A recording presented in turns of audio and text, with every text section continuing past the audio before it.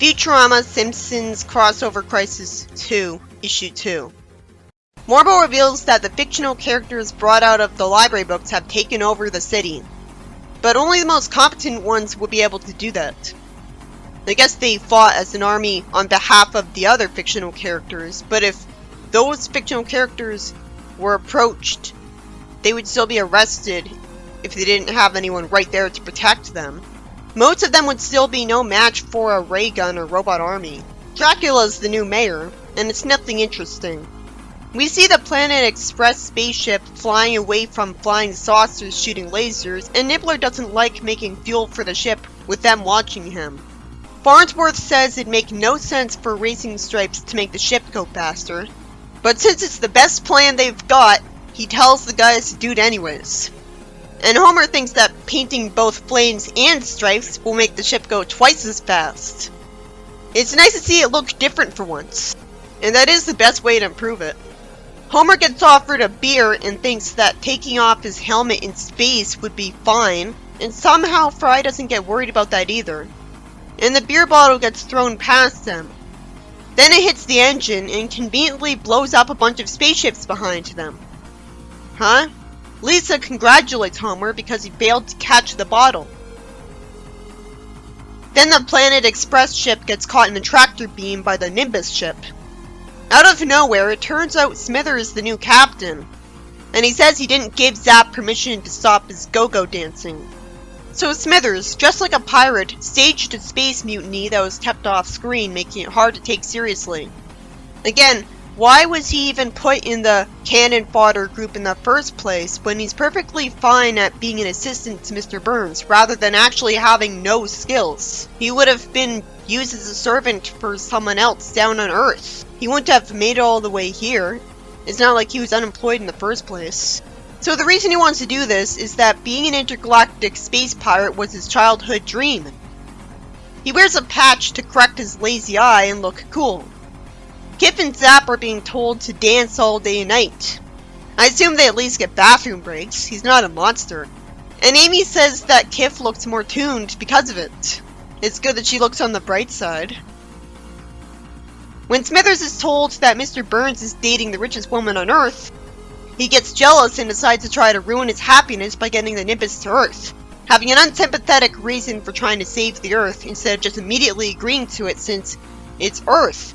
Even if it's not his Earth. Mom thinks the city being in chaos is romantic somehow. He wants an emergency landing after seeing Burns and doesn't hit the right switch, so they're all sent falling out of the sky. Inconveniently, there's immediately a flying robot right there, probably from the ship itself, handing them parachutes. The captain captures Zoidberg in a net that he finds comfortable, and Lisa wastes time telling some bad guys to stop. The Musketeers hate being asked why they don't carry muskets, as Smithers is sword fighting with one. Well, they shouldn't have called themselves Musketeers then. Somehow one of the people from a book's universe remembers that Lisa read her book with a jam sandwich and got the pages sticky. There's way too many really boring panels of fictional characters talking to the main characters. Some of the superhero comic characters are standing in the shadow for copyright protection. What a sad world we live in. And Bart cleverly tries to manipulate them, saying that the other superheroes said that everyone from some comic book is a sissy. And Fry says good work because Bart knew that comic book heroes will fight each other at the drop of a hat. It's always good to satirize comics for the problems they've had a million times and refuse to fix. There's no way out for them, and Bart tells Fry to lift him up, and finally thinks to make use of the fact that the Simpsons are one of them. He pragmatically tells the people that and says they should focus on capturing the Futurama characters instead. Conveniently, every single one of the fictional characters believes Bart, and Marge says she's disappointed in him. But to be fair, Bart had to do that.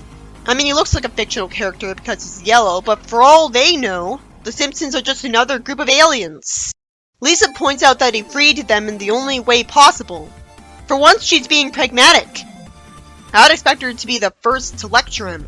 She says that now they have a chance to help everyone else, and she thought that was Bart's plan all along. They decide to look for weapons in the Planet Express building. Bart finds a finger lengthener, and Homer wants to watch TV but can't find the remote. Marge asks what if he actually tried to help his family, And they see the what-if scenario machine's prediction of what would happen if he did. They all got set on fire, and it's funny because of Bart's stilted dialogue where he tells us what he'd already know is happening, and asks why he ever let Homer try to help them. This machine could be useful in helping them figure out a foolproof plan, which Lisa figures out. She asks what if they knew how to defeat the fictional characters. So Bart finds Fry's comic collection under a hat filled with yogurt.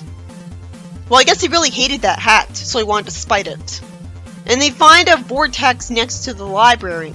They toss in one page and summon the giant Homer, and Homer sees what the inside of his nose looks like as a result, which is all he's thinking about this.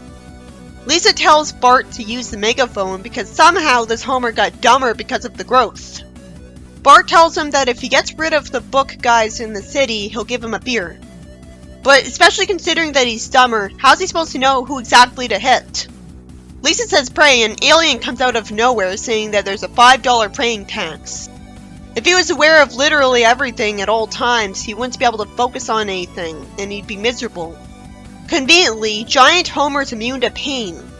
Oh bullshit, even though Dracula got crushed by his foot, he somehow survived anyways. And tells the fictional characters to retreat into the vortex. The Futurama characters are all happy with Bart, assuming that this was what he meant to do all along and that he never betrayed them. So that's convenient. You'd think at least one of them would be cynical. And Bender gets picked up by Giant Homer, and somehow the mayor didn't automatically assume that the whole disaster was Farnsworth's fault.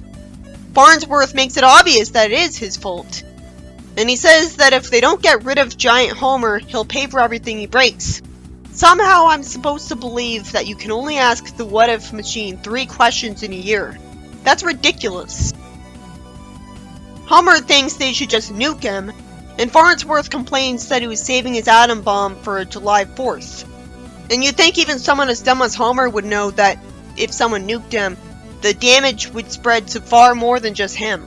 Bart says monster movies taught him that nuclear weapons only make things bigger. So with that insane troll logic in mind, the only thing that can defeat giant monsters is love or power lines. So instead of being lured to power lines, he gets shown a picture of Marge on the Times Square TV holding a pork chop. He hugs and kisses the TV, and a moving truck guy is magically able to move the vortex below him to get rid of him. Conveniently, the vortex closes itself just because everyone's back into it. Sure is convenient that literally every single character who came from the vortex went back into it. Not a single one is still hiding somewhere, and we're supposed to believe that's definitely the case. You'd think a lot of them would be a lot happier somewhere else. That a lot of them could pass for non-fictional characters. Fry apologizes to the Simpsons characters for using them for slave labor, and Bart apologizes for Giant Homer. Bart says that TV saved the day, meaning that TV is good and not books, which is silly. And Lisa says TV rots your brain, even though there's still educational TV. Logically, Lilo still has to round up the Springfieldians. Why does Burns have to return home though? He wouldn't follow anyone's order. But he doesn't deserve to be happy with a woman. It's better that he caused trouble in his lamer universe instead of a universe that's supposed to be brighter and better. And somehow Mom's sons are sad that Burns is gone. They have a lock of Burns' hair left. Isn't it the woman that leaves the lock of hair? I guess he just conveniently found a lock of his hair on her pillow or something by accident. Maybe he shaved. Mom decides to make a clone of him. It would have made more sense if she took the lock to save it just in case she would lose him. Somehow, she'll have to wait an entire year for the clone to cool and be ready.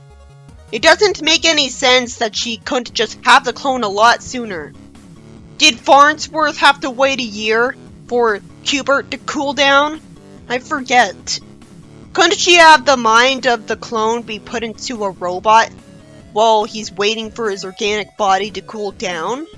What, do they not have that technology?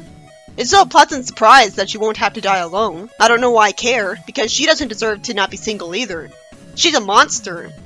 I just like seeing happy couples, I guess. This story was about Smithers getting talked into getting the spaceship back to Earth after his hilarious scene because he's jealous of Burns' love, only to press the eject button or something, sending everyone falling out of it. And somehow they all survived because of a convenient parachute-holding robot out of nowhere. They didn't get destroyed. I wish I was told it was in the ship with them. Bart takes advantage of the fact that the Simpsons are fictional characters by telling the mob of them taking over the city that they're one of them so that they can be free to go. While he's lucky that he was believed by all of them, it did a good job taking advantage of his character that what he actually wanted was for his family to join the people taking over the city. And it makes sense that he'd want that because the future is clearly a better place, so they'd be better off getting to stay there. And then Lisa figures out that they can use the what-if machine to make a plan to save the day.